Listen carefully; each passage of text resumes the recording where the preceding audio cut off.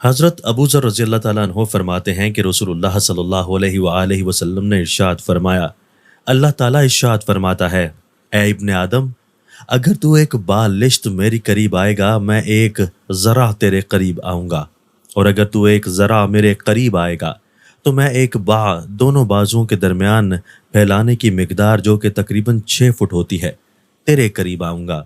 اے ابن آدم، اگر تیرے دل میں نیکی کا ارادہ آئے میں تیرے نامہ اعمال میں ایک نیکی لکھ دوں گا، اگرچہ تو اس ارادے پر عمل نہ کرے، اور اگر تو عمل بھی کر لے تو میں تیرے لیے 10 نیکیوں کا ثواب لکھوں گا، اور اگر تو گناہ کا ارادہ کرے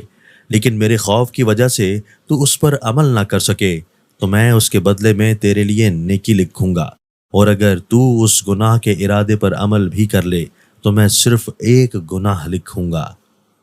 حضرت سلمان فارسی رضی اللہ تعالیٰ عنہ فرماتے ہیں کہ رسول اللہ صلی اللہ علیہ وآلہ وسلم نے ارشاد فرمایا کہ اللہ تعالیٰ نے جب زمین اور آسمان پیدا کیے اس وقت 100 رحمتیں بھی پیدا کی، ہر رحمت زمین و آسمان سے بڑی ہے۔ ان 100 میں سے ایک رحمت اللہ تعالیٰ نے اپنی مخلوقات میں تقسیم فرما دی، اسی رحمت کے باعث ماں اپنی اولاد پر رحم کرتی ہے، اسی کے باعث وحشی جانور اور پرندے پانی پیتے ہیں، اسی کے باعث مخلوقات ایک دوسرے پر رحم کرتی ہیں۔